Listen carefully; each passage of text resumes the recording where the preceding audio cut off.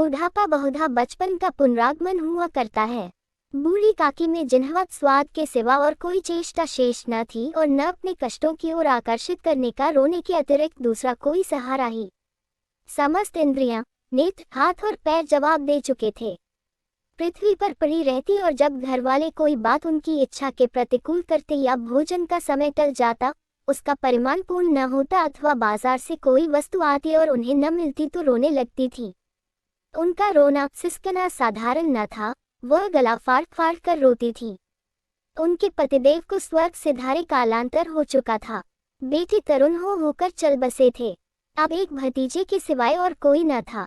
उसी भतीजे के नाम उन्होंने अपनी सारी संपत्ति लिख दी थी।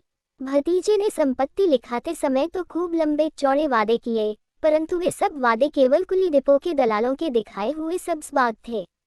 यद्यपि उस संपत्ति की वार्षिक आय 150-200 रुपये से कम न थी, तथापि बूढ़ी काकी को पेट भर भोजन भी कठिनाई से मिलता था।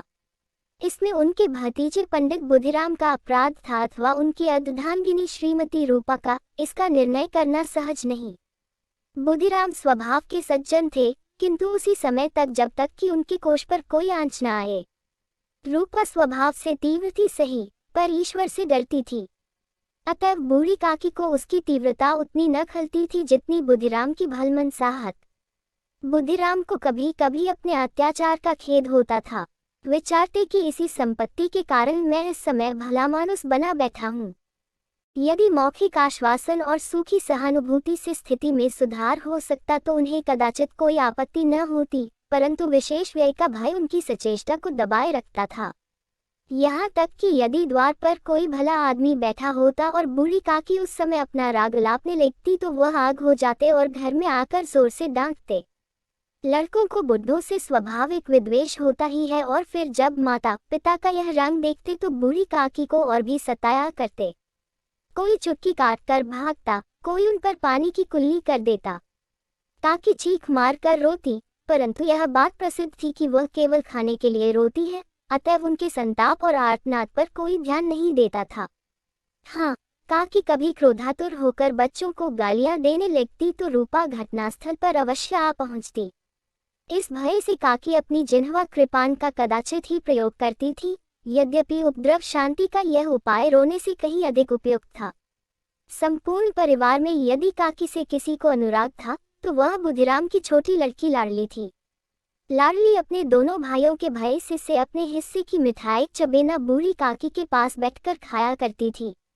यही उसका रक्षागार था, और यद्यपि काकी की शरण उनकी लोलुपता के कारण बहुत महंगी पड़ती थी, तथापि भाइयों के अन्याय से कहीं सुलभ थी। इसी स्वार्थानुकूलता ने उन दोनों में प्रेम और सहानुभूति का आरोपण कर दिया था। रात का समय था। बुधिराम के द्वार पर शहनाई बज रही थी और गांव के बच्चों का झुंड विस्मयपूर्ण नेत्रों से गाने का रसास्वादन कर रहा था। चारपाइयों पर मेहमान विश्राम करते हुए नायों से मुक्कियां लगवा रहे थे। समीप ही खड़ा हुआ भाट बिरदावली सुना रहा था और कुछ भावज्ञ मेहमानों के वाह वाह पर ऐसा खुश हो रहा था मानो इस वाह वाह का यथार्थ में वही अधिकारी है। दो एक अंग्रेजी पढ़े नवयुवक इन व्यवहारों से उदासीन थे। वे इस गवार मंडली में सम्मिलित होना अपनी प्रतिष्ठा की प्रतिकूल समझते थे। आज बुद्धिराम के बड़े लड़के सुखराम का तिलक आया है, यह उसी का उत्सव है। घर के भीतर स्त्रियां गा रही थी और रूपा मेहमानों के लिए भोजन के प्रबंध में व्यस्त थी। भट्टियों पर कढ़ाई चढ़े थे। एक में पूरियां कचौड़ियां निकल रही थी, दूसरे में अन्य पकवान बन रहे थे। एक बड़े हंडे में मसालेदार तरकारी पक रही थी। घी और मसाले की क्षुधावर्धक सुगंधी चारों ओर फैली हुई थी। बूढ़ी काकी अपनी कोठरी में शोकमय विचार की भांति बैठी हुई थी। वह स्वाद मिश्रित सुगंधी उन्हें बेचैन कर रही थी। वे मन ही मन विचार कर रही थी, संभवतः मुझे पूरियां न मिलेंगी। इतनी देर हो गई, कोई भोजन लेकर नहीं आया। मालूम होता है सब लोग भोजन कर चुके, मेरे लिए कुछ न बचा। ये सोचकर उन्हें रोना आया, परंतु अपशकुन के भय से वे रो न सकी। आहा, कैसी सुगंधी है, अब मुझे कौन पूछता है। जब रोटियों के ही लाले पड़े हैं तब ऐसे भाग्य कहाँ की भरपेट पूरियां मिले। यह विचार कर उन्हें रोना आया। कलेजे में एक हुक सी उठने लगी, परंतु रूपा के भय से उन्होंने फिर मौन धारण कर लिया। बूढ़ी काकी देर तक इन्हीं दो खदायक विचारों में डूबी रही। घी और मसालों की सुगंधी रह रहकर मन को आपे से बाहर किए देती थी। मुंह में पानी भर भर आता था। पूरियों का स्वाद स्मरण कर हृदय में गुदगुदी होने लगती थी। किसे पुकारूं, आज लाडली बेटी भी नहीं आई। दोनों छोकरे सदा दिख किया करते हैं, आज उनका भी कहीं पता नहीं। कुछ मालूम तो होता कि क्या बन रहा है। बूढ़ी काकी की कल्पना में पूरियों की तस्वीर नाचने लगी। खूब लाल लाल, फूली फूली, नर्म नर्म होंगी। रूपा ने भली भांति भोजन किया होगा। कचौरियों में अजवाइन और इलायची की महक आ रही होगी। एक पूरी मिलती तो जरा हाथ में लेकर देखती। क्यों न चलकर कड़ाह से सामने ही बैठूं। पूरियां छन छन कर तैरती होंगी। कड़ाह से गरम गरम निकल कर थाल में रखी जाती होंगी। फूल हम घर में भी सूंघ सकते हैं, परंतु वाटिका में कुछ और बात होती है। इस प्रकार निर्णय करके बूढ़ी काकी उकड़ू बैठकर हाथों के बल सरकती हुई बड़ी कठिनाई से चौखट उतरी और धीरे धीरे रंगती हुई कड़ाह के पास जा बैठी। यहाँ आने पर उन्हें उतना ही धैर्य हुआ जितना भूखे कुत्ते को खाने वाले के सम्मुख बैठने पर होता है। रूपा उस समय कार्यभार से उद्विग्न हो रही थी। कभी इस कोठे में जाती, कभी उस कोठे में, कभी काह के पास आती, कभी भंडार में जाती। किसी ने बाहर से आकर कहा, महाराज ठंडाई मांग रहे हैं।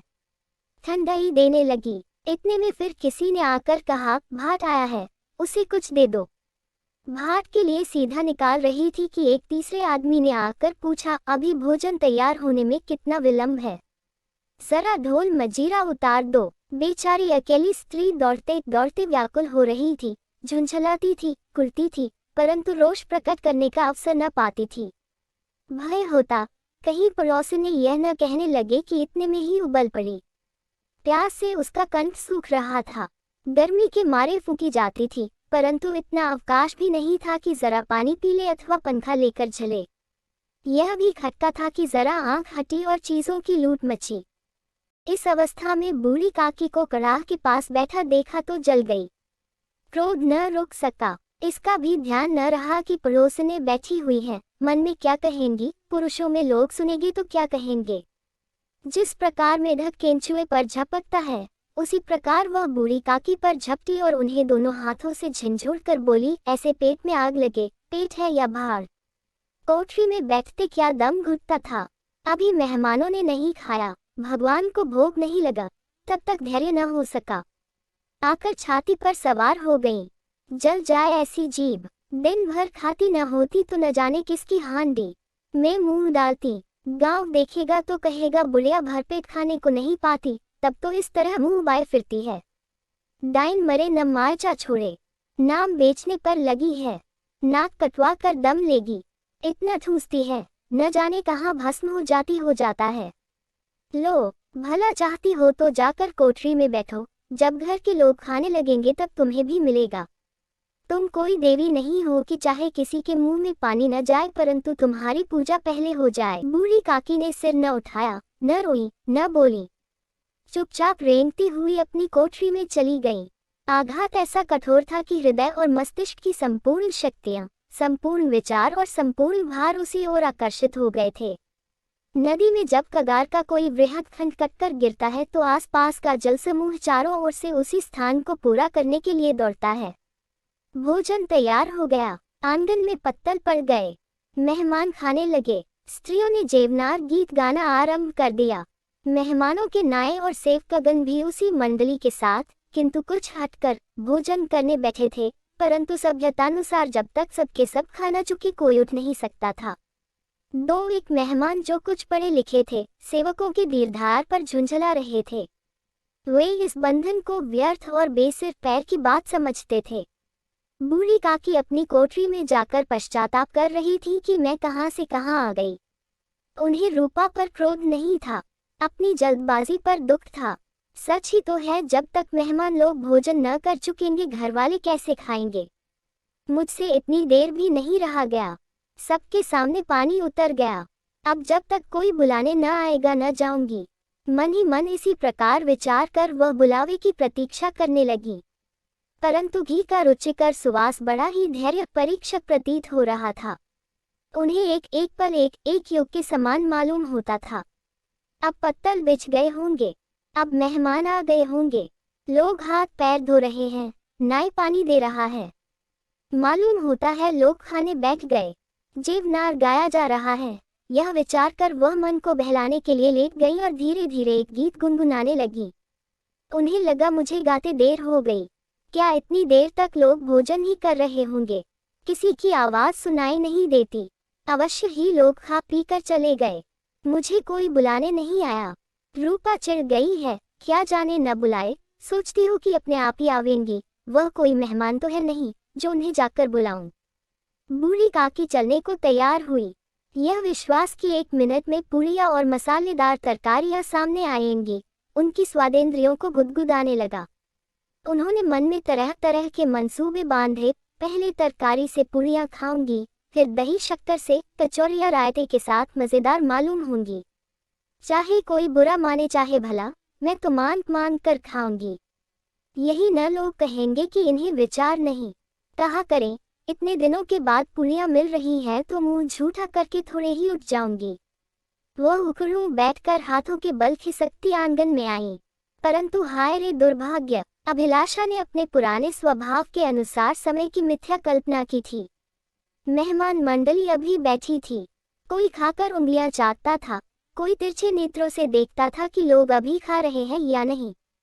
कोई इस चिंता में था कि पत्तल पर पूरियां छूटी जाती हैं, किसी तरह इन्हें भीतर रख लेता। कोई दही खाकर जीभ चटखारता था, परंतु दोना मानते संकोच करता था कि इतने में बूढ़ी काकी रेंगती हुई उनके बीच में जा पहुंची। कई आदमी चौंक कर उठ खड़े हुए, पुकारने लगे, अरे यह कौन बुढ़िया है? यह कहाँ से आ गई? देखो किसी को छून दे। पंडित बुधिराम काकी को देखते ही क्रोध से तिलमिला गए। पूरियों का थाल लिए खड़े थे। थाल को जमीन पर पटक दिया और जिस प्रकार निर्दयी महाजन किसी बेईमान और भगोड़े आसामी को देखते ही झपट कर उसका टेंटुआ पकड़ लेता है, उसी तरह लपक कर उन्होंने बूढ़ी काकी के दोनों हाथ पकड़े और घसीटते हुए लाकर उन्हें अंधेरी कोठरी में धम से पटक दिया। आशारूपी वाटिका लू के एक झोंके से नष्ट हो गई। मेहमानों ने भोजन किया, घर वालों ने भोजन किया, बाजे वाले, धोबी, चमार भी भोजन कर चुके, परंतु बूढ़ी काकी को किसी ने न पूछा। बुधिराम और रूपा बूढ़ी काकी को उसकी निर्लजता के लिए दंड देने का निश्चय कर चुके थे। उनके बुढ़ापे पर, दीनता पर, हतज्ञान पर किसी को करुणा न आती थी। अकेली लाडली उनके लिए कुढ़ रही थी। लाडली को काकी से अत्यंत प्रेम था। बेचारी भोली लड़की थी, बाल विनोद और चंचलता की उसमें गंध तक न थी। दोनों बार जब उसके माता पिता ने काकी को निर्दयता से घसीटा तो लाडली का हृदय ऐंठ कर रह गया। वह झुंझला रही थी कि यह लोग काकी को क्यों बहुत सी पूरियां नहीं दे देते। क्या मेहमान सब की सब खा जाएंगे? और यदि काकी ने मेहमानों से पहले खा लिया तो क्या बिगड़ जाएगा? वह काकी के पास जाकर उन्हें धैर्य देना चाहती थी, परंतु माता के भय से न जाती थी। उसने अपने हिस्से की पूरियां बिल्कुल न खाई थीं, अपनी गुलियों की पिटारी में बंद कर रखी थी। वह उन पूरियों को काकी के पास ले जाना चाहती थी। उसका हृदय अधीर हो रहा था।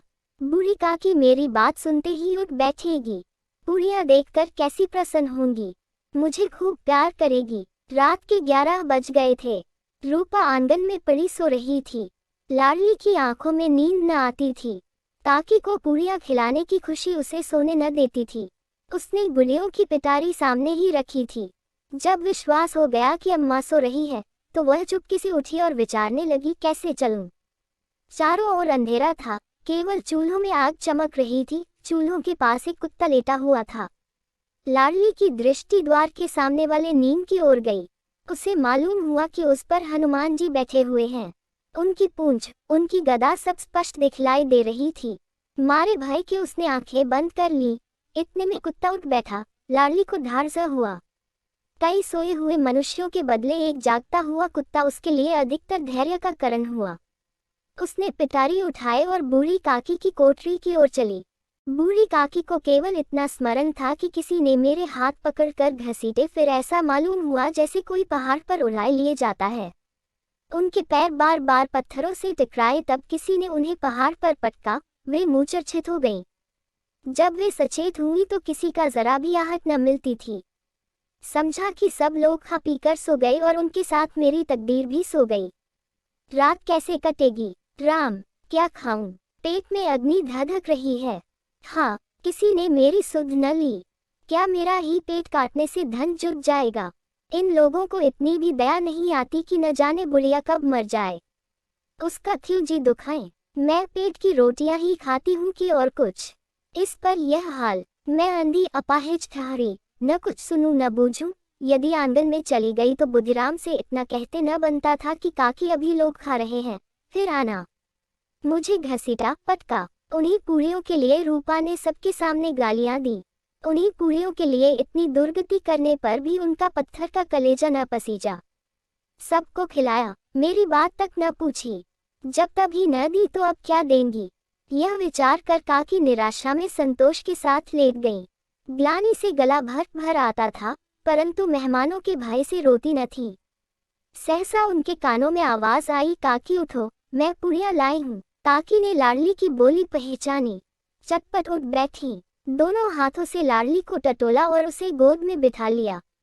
लाडली ने पुड़िया निकाल कर दी। काकी ने पूछा, क्या तुम्हारी अम्मा ने दी है? लाडली ने कहा, नहीं, ये मेरे हिस्से की है। काकी पूड़ियों पर टूट पड़ी। 5 मिनट में पिटारी खाली हो गई। लाडली ने पूछा, काकी पेट भर गया? जैसे थोड़ी सी वर्षा ठंडक के स्थान पर और भी गर्मी पैदा कर देती है, उसी भांति इन थोड़ी सी पूरियों ने काकी की क्षुधा और इच्छा को उत्तेजित कर दिया था। बोली, नहीं बेटी, जाकर अम्मा से और मांग लाओ। लाडली ने कहा, अम्मा सोती हैं, जगाऊंगी तो मारेंगी। की ने पिटारी को फिर टटोला। उसमें कुछ खुरचन गिरे थे, उन्हें निकाल कर वे खा गईं। बार बार होंठ चाटती थी, चटखारे भरती थी। हृदय महसूस रहा था कि और पूरियां कैसे पाऊं। संतोष सेतु जब टूट जाता है तब इच्छा का बहाव अपरिमित हो जाता है। मतवालों को मद का स्मरण कराना उन्हें मदांध बनाना है। काकी का अधीर मन इच्छा के प्रबल बहाव में बह गया। उचित और अनुचित का विचार जाता रहा। वे कुछ देर तक उस इच्छा को रोकती रहीं। सहसा लाडली से बोली, मेरा हाथ पकड़कर वहां ले चलो जहां मेहमानों ने बैठकर भोजन किया है। लाडली उनका अभिप्राय समझ न सकी। उसने काकी का हाथ पकड़ा और ले जाकर जूठे पत्तलों के पास बिठला दिया। दीन, क्षुधातुर, हत ज्ञान बुढ़िया पत्तलों से पूरियों के टुकड़े चुन चुन कर भक्षण करने लगी। ओह, दही कितना स्वादिष्ट था, कचौड़ियाँ कितनी सलोनी, खस्ता कितने सुकोमल। काकी बुद्धिहीन होते हुए भी इतना जानती थी कि मैं जो काम कर रही हूँ वो मुझे कदापि नहीं करना चाहिए। मैं दूसरों के जूठे पत्तल चाट रही हूँ, परंतु बुधा तृष्णा रोग का अंतिम समय है, जब संपूर्ण इच्छाएं एक ही केंद्र पर आ जाती हैं। बूढ़ी काकी का यह केंद्र उनकी स्वादेंद्रिय थी। ठीक उसी समय रूपा की आंख खुली।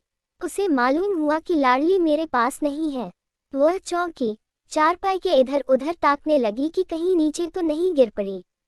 उसे वहां न पाकर वह उठ बैठी तो क्या देखती है कि लाडली जूठे पत्तलों के पास चुपचाप खड़ी है और बूढ़ी काकी पत्तलों पर पूरियों के टुकड़े उठा उठा कर खा रही है। रूपा का हृदय सन हो गया। किसी गाय की गर्दन पर छुरी चलते देखकर जो अवस्था उसकी होती, वही उस समय हुई।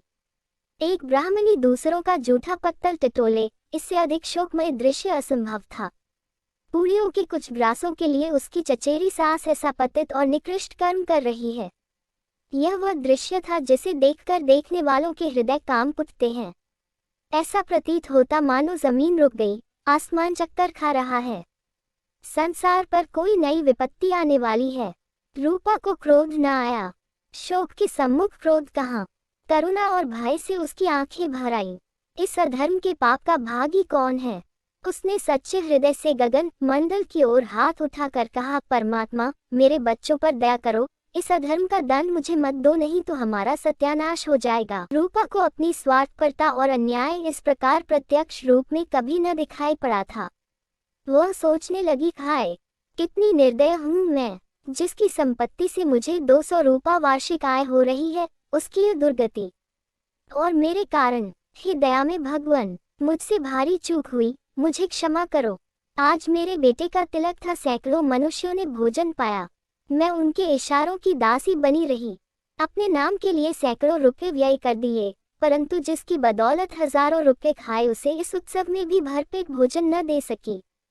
केवल इस कारण तो वह वृद्धा है, असहाय है। रूपा ने दिया जलाया, अपने भंडार का द्वार खोला और एक थाली में संपूर्ण सामग्रियां सजा कर ले हुए बूढ़ी काकी की ओर चली। आधी रात जा चुकी थी।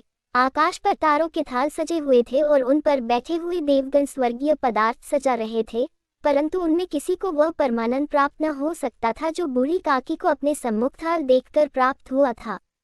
रूपा ने कंठावरुद्ध स्वर में कहा, काकी उठो, भोजन कर लो।